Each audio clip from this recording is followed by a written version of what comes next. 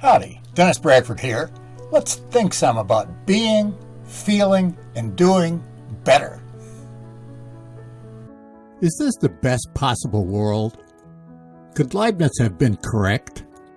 Given the amount of suffering in the world, it seems absurd to claim that our world is the best of all possible worlds. If one assumes that this world was created by a personal God who was or is good, the existence of so much evil makes no sense. Again, this problem is the chief reason why many thoughtful people have given up on the God of Abraham. Gottfried Wilhelm Leibniz, 1646 to 1716, was one of the great thinkers of modern Western philosophy. He's often referred to as the last universal genius. One of his claims is that we live in the best of all possible worlds. If you've read Voltaire's Candide, you realize that Voltaire, like many others, mocked this Leibnizian thesis. Yet this view has a long tradition going back to Augustine. The basic idea is that it's impossible for us to have knowledge of the whole world. We cannot grasp infinite reality with finite intellects. Therefore, if we discover that part of it is ugly, it doesn't follow that it's false that the whole world is beautiful. The problem is not so much about the existence of evil, but about its quantity. Why? If there weren't at least a speck of evil, we'd lack the concept of good. There'd be no contrast. So it would seem that there should be at least a little evil in the world. In his discourse on metaphysics, Leibniz informs us that, quote, the happiness of mind is the principal aim of God, end quote, and that, quote, God has chosen the most perfect world, end quote. Might God have chosen one with a bit less moral evil, for example, genocide, and natural evil, for example, volcanoes and asteroid strikes and disease? Given Leibniz's positions, I don't understand how he could answer that question satisfactorily.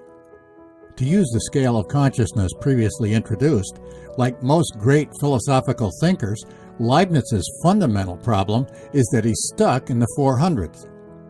It's impossible to think one's way higher than 499, which is why Newton and Einstein couldn't do it. It requires a paradigm shift. Leibniz's best response would have included getting rid of the thesis that God is personal, but his understanding of Christianity would never have permitted him to do that. We, though, need not be stuck in the 400s. Furthermore, again, it seems to me wise to divorce the notions of divinity and personhood. Doing that opens up an important, interesting question, namely, could this be the best possible world? Yes. How might that be possible? It's because of interpreting the word best in a certain way. Best for what? Best for freedom. It's possible to get so attached to denouncing injustice and unfairness of all kinds that we blind ourselves to this possibility. Since being is not personal, it cannot be an evil-creating person. Leibniz makes the common mistake of anthropomorphizing his God. Furthermore, it strikes me as preposterous to assume that, even if there were such a deity, he would bother to care at all about, say, my happiness of mind. That is as infantile as it is egocentric. Also, in the first place, does it make sense to think that being is the creator of the world? Is being the source of what is? If so, does that mean that time was created? If so, when? What was there before time? If not, is time co-equal with being?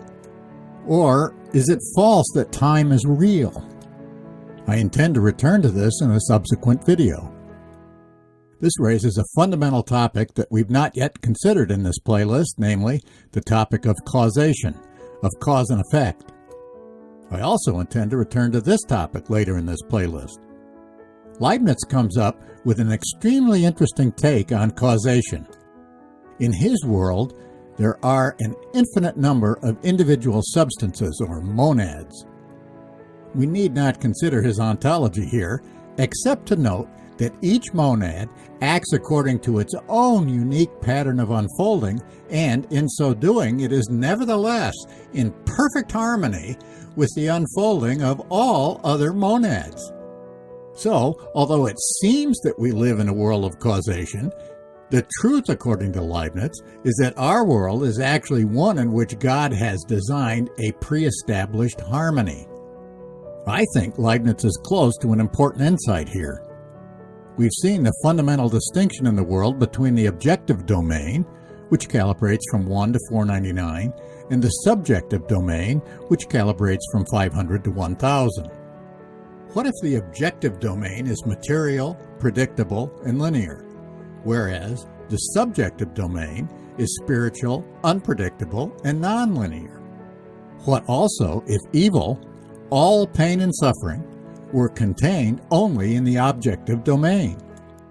That would permit there to be the possibility of a transition from the lives of non-sages, which are characterized by pain and suffering, and the lives of sages, which lack them. I've previously noted my belief that our greatest freedom is our freedom of focus. It's this freedom that offers us the opportunity to influence and control our destinies. What if this were the best of all possible worlds in terms of allowing us to evolve or devolve spiritually? This is precisely what Dr. Hawkins suggests is the case. Freedom to evolve requires a world that affords the greatest opportunity to ascend or descend the spiritual ladder.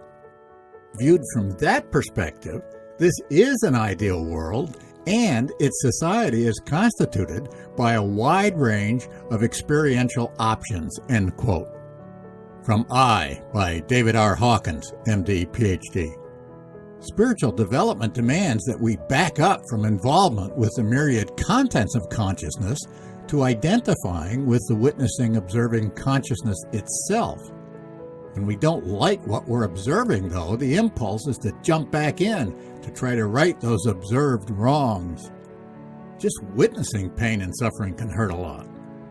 At least what Dr. Hawkins is suggesting is that, quote, the world is less painful to witness, end quote, if we interpret it as a world that affords the greatest opportunity to ascend or descend the levels of consciousness. It's critical to realize that our perceptions, thoughts, beliefs, and positions correlate with our levels of consciousness. A worldview from the 100s is not like one from the 400s. A worldview from the 400s is not like one from the 700s. Our fundamental or philosophical attitudes depend upon our personal calibrations. If so, don't be shocked if you elevate your level of consciousness to the next higher one for you and your worldview changes. Of course it will change. Your ideas, even about such fundamental ideas as causation and good and evil, will shift in unexpected ways. What if this world turned out to be a lot better than you now think it is? That not only could happen, but it might well happen. Let's end emotional distress.